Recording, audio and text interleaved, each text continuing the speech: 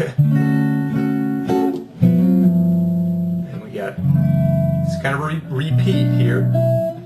That's another thing that you can decide whether you want to repeat exactly. Okay, now measure 21 has got a different part, a different melody here. So when you're coming up with a chord melody arrangement, do you want to keep the same, do you want the second A to be exactly the same as the first A, or do you want to vary it a little bit? Now sometimes, if it's a really nice simple arrangement like what Wes is doing here, sometimes it really does sound good just to sort of stick with that, especially if you have a couple of little harmonic, juicy things in there like Wes has going on with that, you know, in this case measure 19, the E minor to the C and everything. That's so nice that I'm happy that he played it again because I wanted to hear it again. It's a nice movement, you know.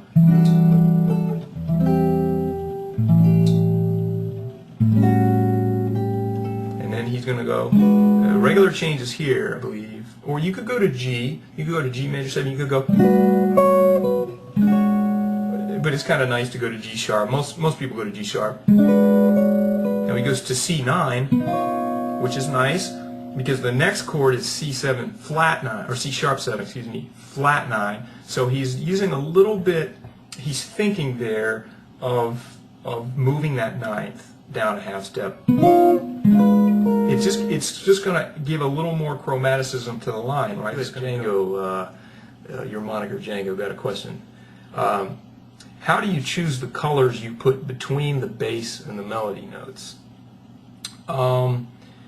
That's a good question because in essence that's kind of what Wes is doing here with these colors. I think a lot of times it has to do with getting chromaticism happening. You know, in this question, I'm going to refer back to this question as the class goes on when certain examples come up. At least I'm going to do my best to. But just in measure 22, when he's got the C natural, which is the ninth of the B9 chord, and then he's got it going to a C natural, and then it eventually in measure 23 goes to a B. So see, you've got that chromatic line. He could have easily chosen to go and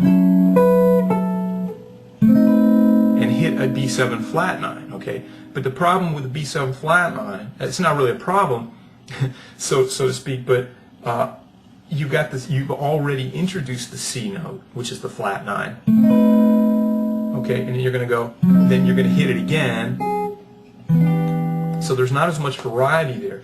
But if you do what he did and hit the natural 9, then it's going to go to the flat 9. So he's going.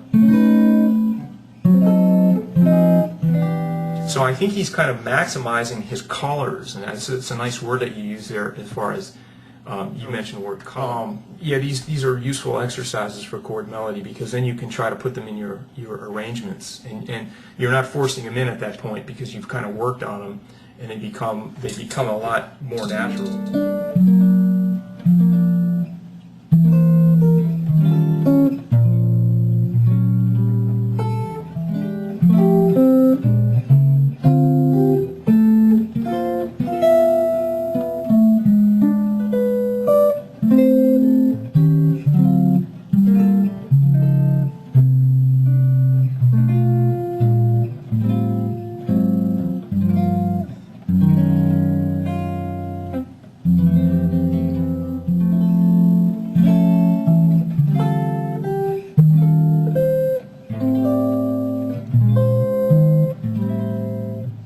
Contrary motion here. I'm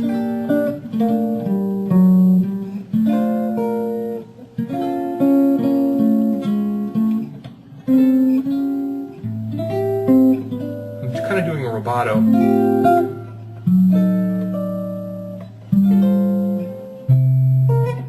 Bigger chords here.